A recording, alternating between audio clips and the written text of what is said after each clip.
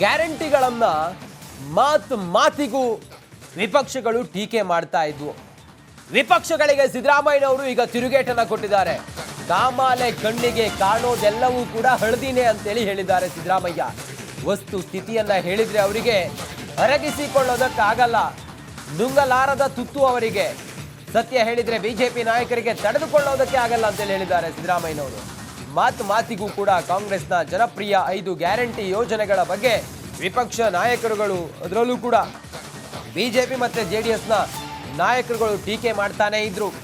ರಾಜ್ಯದ ಬೊಕ್ಕಸವನ್ನ ಈ ಗ್ಯಾರಂಟಿ ಯೋಜನೆ ಹೆಸರಿನಲ್ಲಿ ಇವರು ಬರಿದು ಮಾಡಿದ್ದಾರೆ ಅಂತೇಳಿ ಹೇಳ್ತಾ ಇದ್ರು. ಈಗ ಎಲ್ಲ ಟೀಕೆಗಳಿಗೂ ಕೂಡ ಸಿದ್ದರಾಮಯ್ಯನವರು ಪ್ರತಿಕ್ರಿಯೆ ಕೊಟ್ಟಿದ್ದಾರೆ, ಕೌಂಟರ್ ಕೊಟ್ಟಿದ್ದಾರೆ.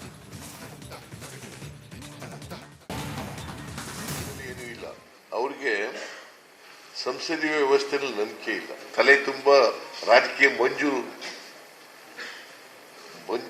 ಆಗ್ಬಿಟ್ಟದೆ, ರಾಜಕೀಯ ಮಂಜು ಆಗ್ಬಿಟ್ಟದೆ.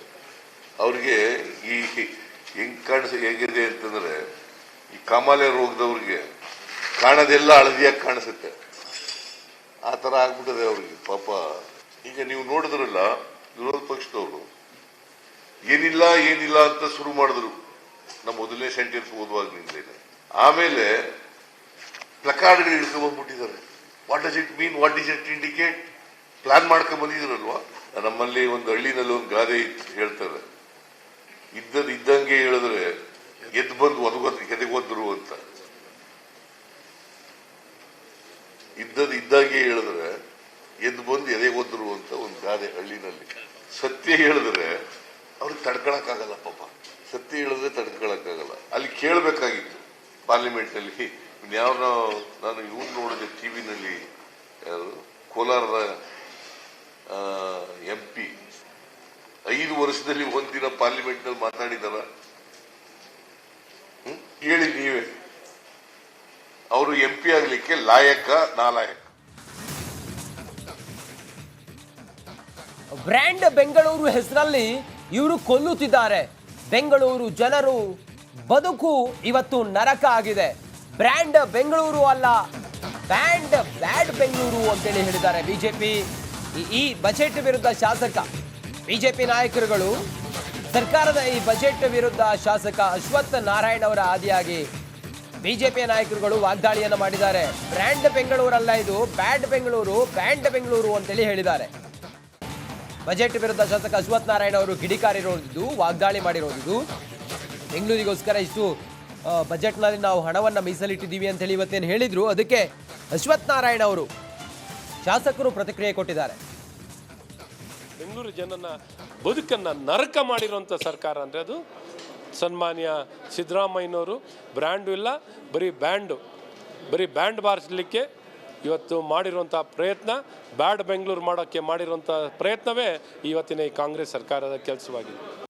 ಬೆಂಗಳೂರು ಜನನ ಬದುಕನ್ನು ನರಕ ಮಾಡಿರುವಂಥ ಸರ್ಕಾರ ಅಂದರೆ ಅದು ಸನ್ಮಾನ್ಯ ಸಿದ್ದರಾಮಯ್ಯನವರು.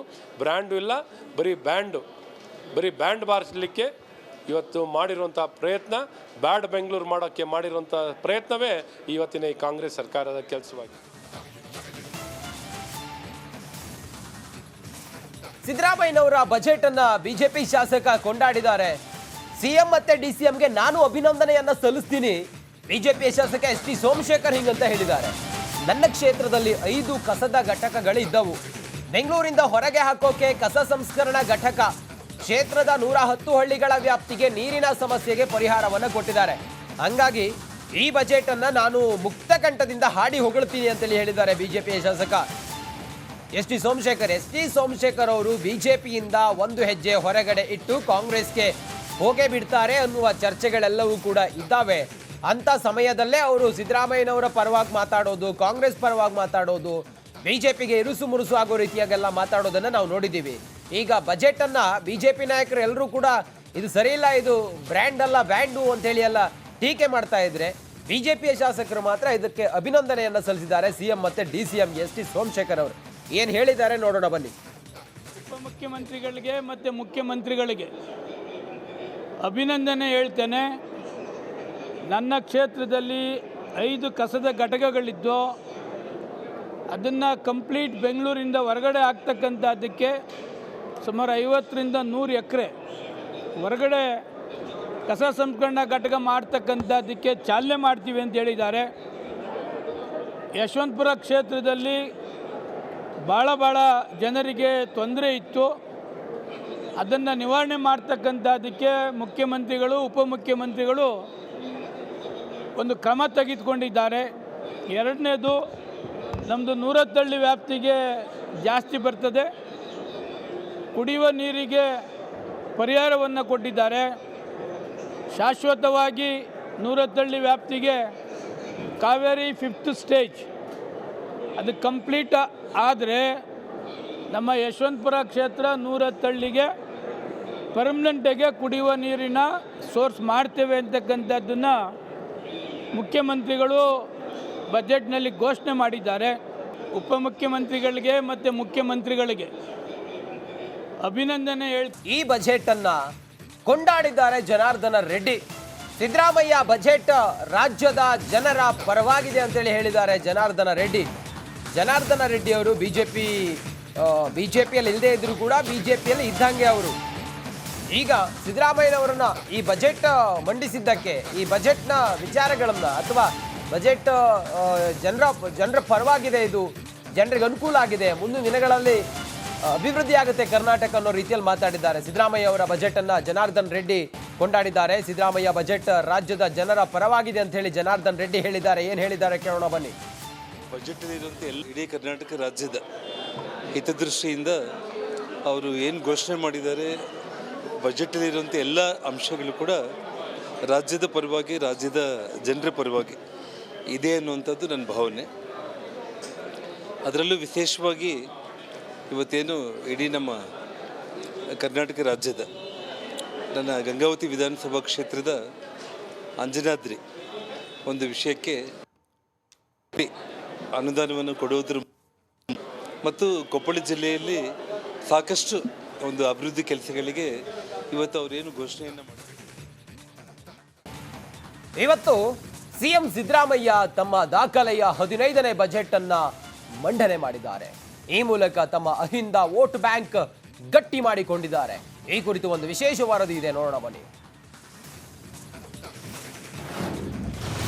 ಲೋಕಸಮರಕ್ಕೆ ಅಹಿಂದ ವೋಟ್ ಬ್ಯಾಂಕ್ ಗಟ್ಟಿ. ಬಜೆಟ್ನಲ್ಲಿ ಅಹಿಂದ ಸಿದ್ದರಾಮಯ್ಯ ಮಂತ್ರ ಜಪ.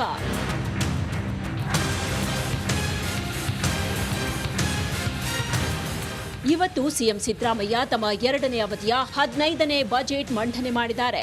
ಹಿಂದುಳಿದ ವರ್ಗಕ್ಕೆ ಬಂಪರ್ ಗಿಫ್ಟ್ ಕೊಟ್ಟಿರುವ ಲೆಕ್ಕರಾಮಯ್ಯ ತಮ್ಮ ಮತ ಬ್ಯಾಂಕ್ ಗಟ್ಟಿ ಮಾಡಿಕೊಂಡಿದ್ದಾರೆ. ಅಲ್ಪಸಂಖ್ಯಾತ ಸಮುದಾಯಗಳಲ್ಲಿ ಶಿಕ್ಷಣಕ್ಕೆ ಪ್ರಾಮುಖ್ಯತೆ ನೀಡುವ ಮೂಲಕ ಅವರ ಸಾಮಾಜಿಕ ಮತ್ತು ಆರ್ಥಿಕ ಸಬಲೀಕರಣಕ್ಕಾಗಿ ಹಲವು ಕ್ರಮಗಳನ್ನು ಕೈಗೊಳ್ಳಲಾಗುವುದು.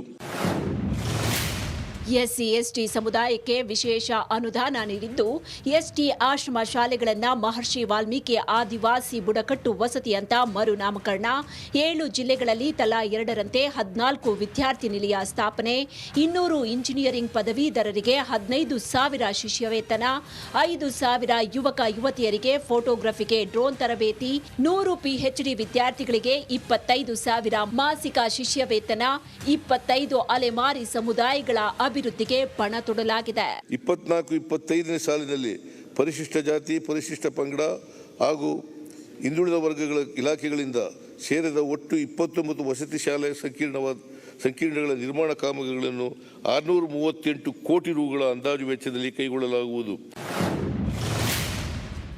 ಒಬಿಸಿ ವಿದ್ಯಾರ್ಥಿಗಳಿಗೆ ಜಿಲ್ಲಾ ಕೇಂದ್ರಗಳಲ್ಲಿ 150 ಹಾಸ್ಟೆಲ್ ನಿರ್ಮಾಣ, ಹಾಸ್ಟೆಲ್ಗಳ ಮೂಲ ಸೌಕರ್ಯ ಅಭಿವೃದ್ಧಿಗೆ 200 ಕೋಟಿ ಮೀಸಲಿಡಲಾಗಿದೆ. ಬಾಡಿಗೆಯಲ್ಲಿರುವ 30 ಹಾಸ್ಟೆಲ್ಗೆ ಹೊಸ ಕಟ್ಟಡ ನಿರ್ಮಾಣ, ಆಶ್ರಮ ಶಾಲೆಗಳನ್ನು ದೇವರಾಜು ಅರಸು ವಸತಿ ಶಾಲೆಯಾಗಿ ಮರುನಾಮಕರಣ, 500 ವಿದ್ಯಾರ್ಥಿಗಳಿಗೆ ನೀಟ್ ಉಚಿತ ತರಬೇತಿ, ಕರ್ನಾಟಕ ಅಲೆಮಾರಿ, ಅರೆ ಅಲೆಮಾರಿ ಆಯೋಗ ರಚನೆ, ಒಟ್ಟು 1,600 ಕೋಟಿ ವೆಚ್ಚದಲ್ಲಿ ವಿವಿಧ ಕಾರ್ಯಕ್ರಮಗಳನ್ನು ಮಾಡುವುದಕ್ಕೆ ಮುಂದಾಗಿದೆ. ಬಾಡಿಗೆ ಕಟ್ಟಡದಲ್ಲಿ ನಡೆಸಲಾಗುತ್ತಿರುವ 18 ವಿದ್ಯಾರ್ಥಿ ನಿಲಯಗಳಿಗೆ ಸ್ವಂತ ಕಟ್ಟಡಗಳನ್ನು 24-25ನೇ ಸಾಲಿನಲ್ಲೂ ಲೋಕೋಪಯೋಗಿ ಇಲಾಖೆಯ ಮುಖಾಂತರ ನಿರ್ಮಾಣ ಮಾಡಲಾಗುವುದು. ಒಟ್ಟಾರೆ ಸಿಎಂ ಸಿದ್ದರಾಮಯ್ಯ ಒಬಿಸಿ ಸಮುದಾಯಕ್ಕೆ ವಿಶೇಷ ಒತ್ತು ನೀಡುವ ಮೂಲಕ ತಾನೊಬ್ಬ ಅಹಿಂದ ನಾಯಕ ಎಂಬುದನ್ನು ಮತ್ತೊಮ್ಮೆ ನಿರೂಪಿಸಿಕೊಂಡಿದ್ದಾರೆ. ಅಲ್ಪಸಂಖ್ಯಾತ ಸಮುದಾಯಕ್ಕೆ ಸಿದ್ದರಾಮಯ್ಯ ಬಂಪರ್ ಗಿಫ್ಟ್ ಅನ್ನ ನೀಡಿದ್ದಾರೆ. ಬರೋಬ್ಬರಿ 393 ಕೋಟಿ ರೂಪಾಯಿ ಅನುದಾನವನ್ನ ಮೀಸಲು ಇಟ್ಟು ಸರ್ವ ಧರ್ಮವನ್ನು ಗೌರವಿಸಿದ್ದಾರೆ.